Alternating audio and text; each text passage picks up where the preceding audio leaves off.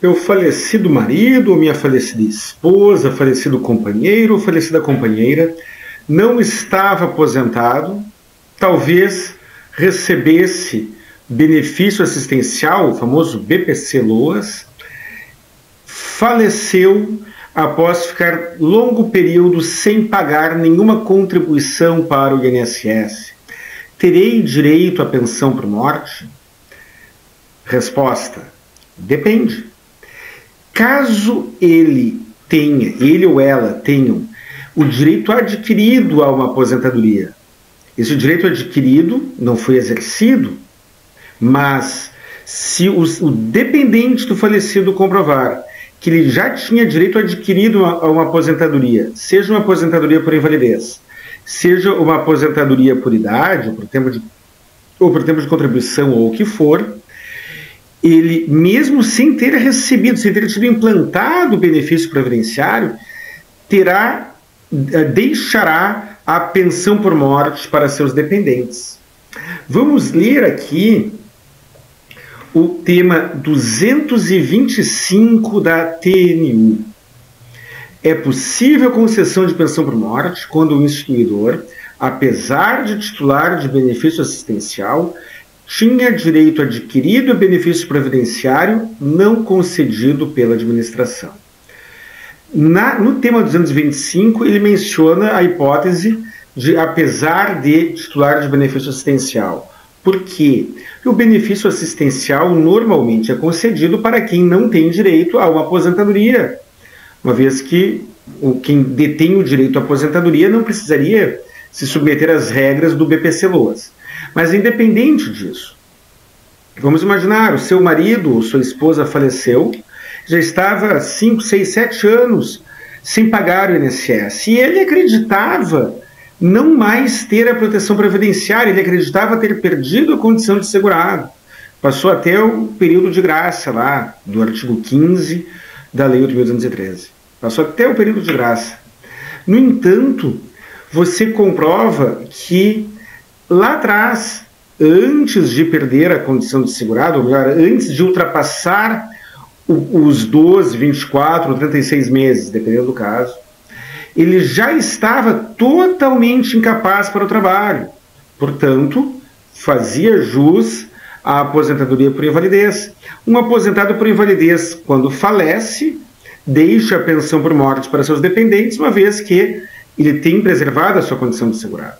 Ou melhor, outro exemplo, o segurado falecido não encaminhou o pedido de aposentadoria por tempo de serviço mesmo, porque ele não pediu a conversão da atividade especial em comum, o chamado tempo ficto, autorizado antes da reforma da Previdência. E se ele tivesse feito isso, ele teria conseguido se aposentar pelas regras, quem sabe, anteriores à reforma da Previdência.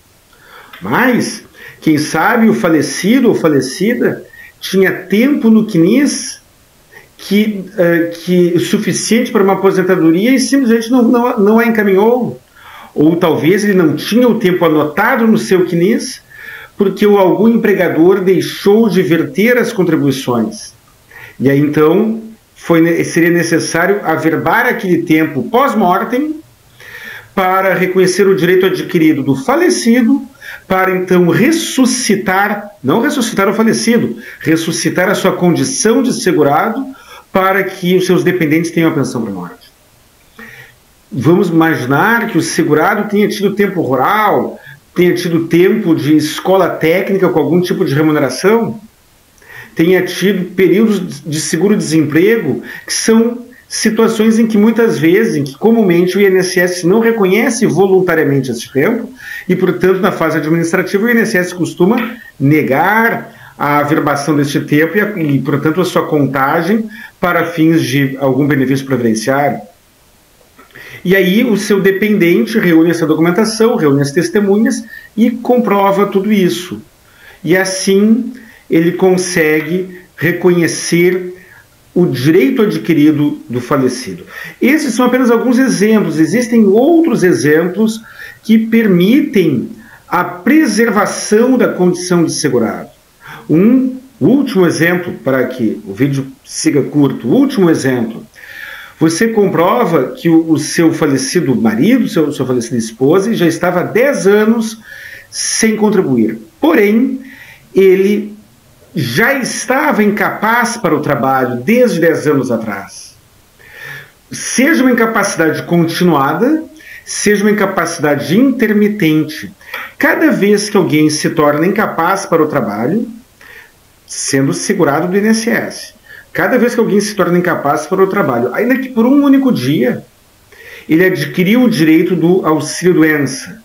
De acordo lá com o artigo 15 da Lei 8.213, quem tem alta do auxílio-doença ganha 12 meses de período de graça, período em que é preservada a condição de segurado sem pagar. Então, o falecido ou falecida estavam há 10 anos sem pagar INSS. Mas você comprova documentalmente que pelo menos uma vez por ano ele ou ela ficou incapaz para o trabalho e portanto, se renovando, ele não encaminhou os pedidos de auxílio-doença, mas você comprovou o direito adquirido. E aí então se renovou a cada hipotético período de auxílio-doença o período de graça de mais 12 meses. E mais 12 meses, mais 12 meses. Uma vez comprovado isso, você prorrogou a condição de segurado face a sucessivos períodos de graça renovados por conta de reiterados períodos de incapacidade laboral suficientes para justificar algum auxílio-doença. Este é mais um exemplo. Então, o resumo da ópera, se o falecido tinha o direito adquirido à aposentadoria, ele preservou a condição de segurado e você tem direito à pensão por morte. Um grande abraço e até o próximo vídeo.